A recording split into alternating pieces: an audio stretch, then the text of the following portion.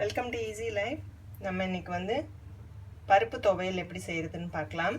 நான் அதுக்கு வந்து 1 கப் துவரம்பருப்பு எடுத்து வச்சுருக்கேன், 1 ஸ்பூன் சீரகம், 1 ஸ்பூன் மிளகு, 3 காஞ்ச மிளகாய் எடுத்து வச்சுருக்கேன். உங்களுக்கு உரப்பு ரொம்ப வேண்டான்னா 2 கூட போட்டுக்கலாம். இங்கே வந்து 3 பல் பூண்டு வந்து தட்டிட்டு தோல் உரிச்சிட்டு வச்சுருக்கேன்.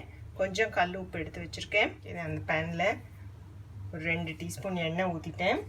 இந்த எண்ணெய் காஞ்சோடனே நம்ம இந்த துவரம்பருப்பை போட்டு நல்லா வறுத்துக்கலாம். குறைச்சி தீயில் வச்சு கருகிடாமல் நல்லா சிவப்பாக வறுத்து எடுத்துக்கணும். பருப்பு துவையல் வந்து செய்கிறதுக்கு ரொம்ப சுலபம், ரொம்ப சுவையானது, அதே சமயத்தில் சத்தானது, எந்த கெடுதலும் கிடையாது. நம்ம எண்ணெய் கூட இவ்வளோ எண்ணெய் வேண்டாட்டி நீங்கள் வந்து ட்ரை ரோஸ்ட்டாக கூட வறுத்து எடுத்துக்கலாம்.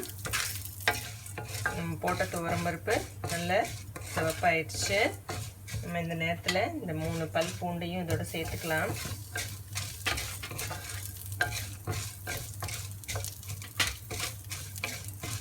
இந்த 3 காஞ்ச மிளகாயும் நம்ம இதில் சேர்த்துப்போம். நான் எடுத்து வச்ச 1 ஸ்பூன் சீரகம்,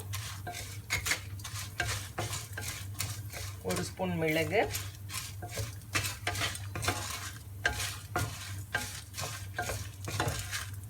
தேவைக்கு உப்பு சேர்த்துக்கோங்க.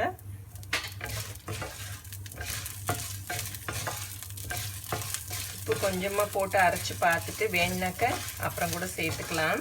ஓகே, இது நல்லா வறுபட்டுருச்சு. நம்ம அடுப்பை ஆஃப் பண்ணிடலாம். இது நல்லா ஆறினோன்னு நம்ம வந்து மிக்சியில் போட்டு கொஞ்சமாக தண்ணி ஊற்றி அரைச்சி எடுத்துக்கணும். இது கொஞ்சம் நேரம் ஆறட்டும். நம்ம வறுத்து வச்ச பருப்பு நல்லா ஆறிடுச்சு.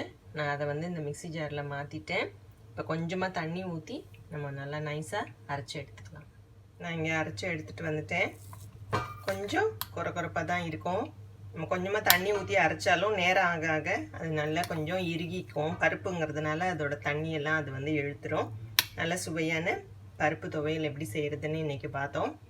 இந்த வீடியோ உங்களுக்கு பிடிச்சிருந்தா லைக் பண்ணுங்கள், கமெண்ட் பண்ணுங்கள், ஷேர் பண்ணுங்கள். என்னோடய சேனலை சப்ஸ்கிரைப் பண்ணிக்கோங்க. தேங்க்யூ.